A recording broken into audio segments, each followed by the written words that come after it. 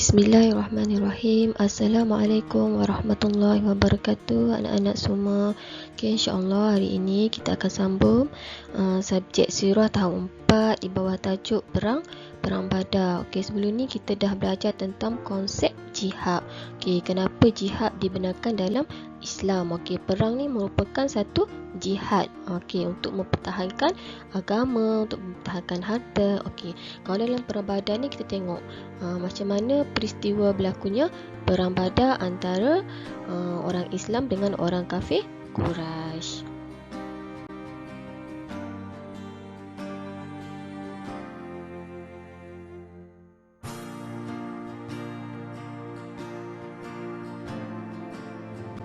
Anak-anak, kita tengok bila berlakunya Perang Badar ni. Perang Badar berlaku pada 17 Ramadan tahun kedua Hijrah 624 Masihi. Perang Badar ni merupakan perang pertama dalam Islam berlaku pada bulan Ramadan. Perang Badar ni berlaku di lembah Badar, iaitu antara Mekah dengan Madinah. Antara Mekah dengan Madinah tu dekat tengah tu ada lembah yang bernama Lembah Badar. Perang Badar ni merupakan peperangan antara umat Islam dengan orang kafir Quraisy.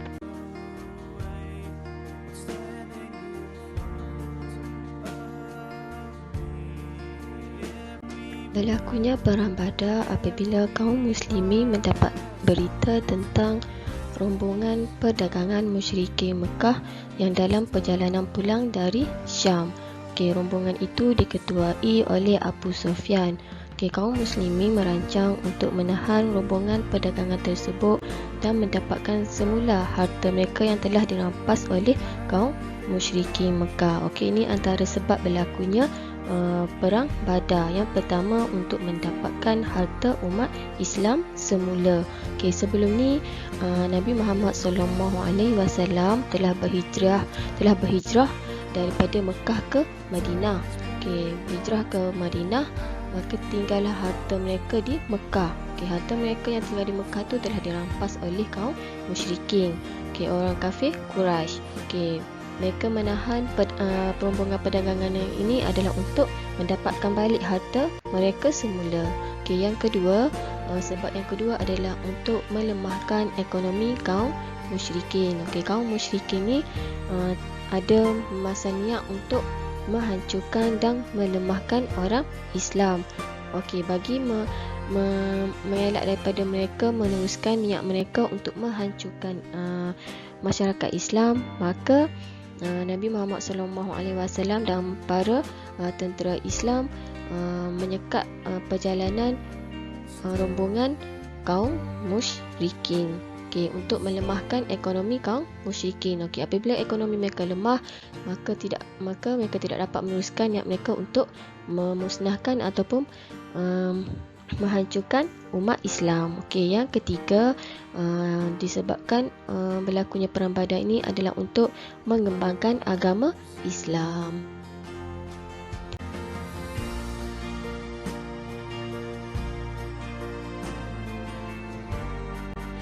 Anak-anak, siapa yang terlibat dalam Perang Badar ni? Yang terlibat dalam Perang Badar ni ialah daripada kalangan orang Islam dan orang kafir Quraisy. Daripada kalangan orang Islam diketuai oleh Rasulullah SAW sendiri, manakala daripada kaum musyrikin diketuai oleh Abu Jahal bin Hisham. Berapa tentera daripada kaum Islam?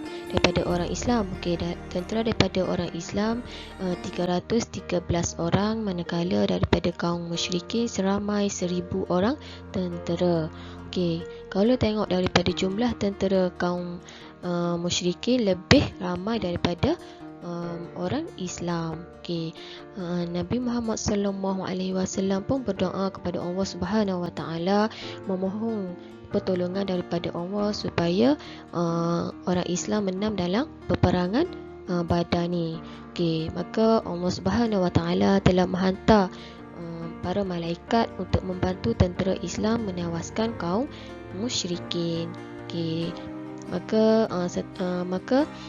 dalam peperangan Badar ni 14 orang tentera Islam telah mati syahid, termasuklah sahabat Rasulullah SAW sendiri, iaitu Ubaidah bin Al-Haris.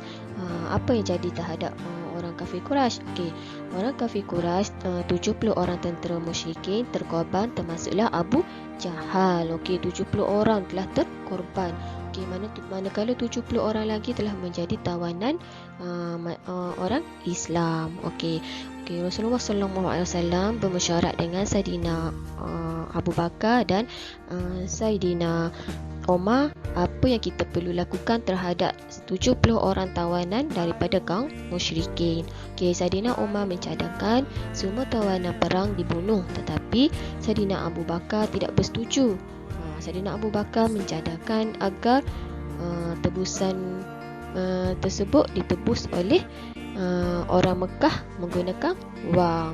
Maka Rasulullah SAW pun mengambil keputusan untuk membahagikan kepada 3 kategori. Kategori pertama, orang yang dapat menebus dirinya akan dibebaskan. Kategori yang kedua, orang yang tidak dapat menebus dirinya tetapi ada kebolehan dikehendaki mengajar 10 orang kanak-kanak Islam di Madinah untuk menulis dan membaca.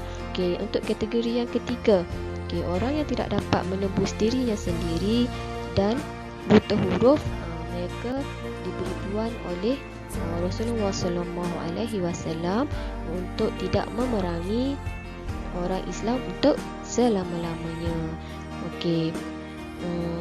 Dalam peperangan Badar ni, walaupun kaum musyrikin sentiasa memerangi kaum Islam, tetapi Nabi Muhammad SAW tidak bertindak kasar terhadap mereka. Disebabkan sikap Nabi Muhammad SAW inilah menyebabkan agama Islam dapat berkembang dan menarik minat kaum musyrikin untuk masuk Islam. Sebab itulah kalau orang buat jahat dekat kita pun tak semestinya kita balas jahat. Kalau pun orang buat jahat dekat kita, kalau kita balas baik, insya-Allah mana tahu Allah akan bukakan pintu hatinya untuk berubah ke arah yang lebih baik.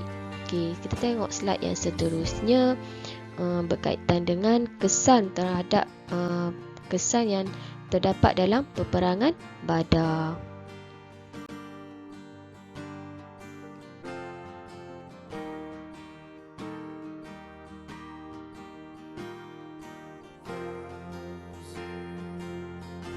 Anak-anak, kita tengok apa kesan yang berlaku selepas peperangan Badar.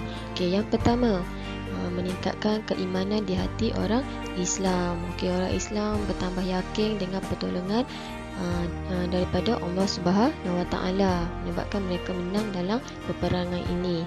Yang kedua, meningkatkan keyakinan akan pertolongan daripada Allah Subhanahu Wa Taala.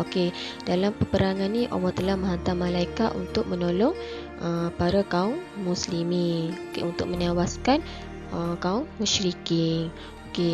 Daripada pertolongan Allah ni meyakinkan lagi bahawa Allah itu maha berkuasa. Yang ketiga, meningkatkan semangat perjuangan di kalangan orang Islam.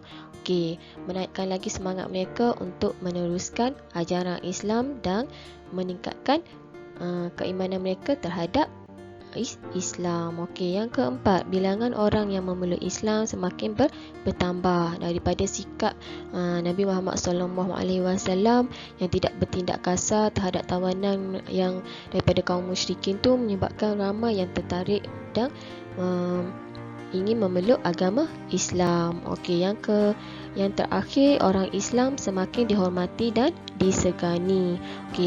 Walaupun orang kafir Quraisy sentiasa memberi layanan yang buruk dan sentiasa ingin menghancurkan agama Islam, tetapi Nabi Muhammad SAW mengajar orang Islam supaya untuk tidak bertindak kasar ataupun membalas balik segala perbuatan buruk mereka. Ini menyebabkan orang Islam semakin dihormati dan disegani oleh seluruh masyarakat.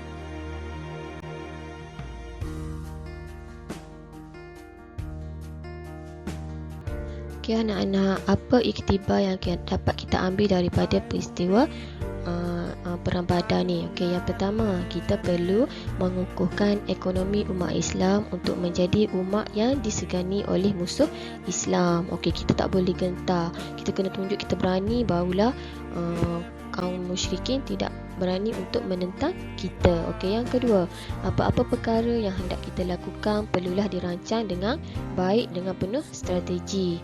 Okey, yang ketiga, Allah memberikan pertolongan kepada hamba-Nya dengan pelbagai cara. Okey, setiap masalah pasti ada jalan penyelesaian. Okey, kita kena yakin je dengan pertolongan daripada Allah. Okey, yang keempat, akhlak yang mulia dapat menarik orang-orang kafir memeluk Islam. Okey, ini terdapat pada akhlak Rasulullah sallallahu alaihi wasallam, seorang yang lemah lembut dan penyayang. Okey, tidak bertindak kasar walaupun kaum musyrikin sentiasa bertindak kasar kepada orang Islam.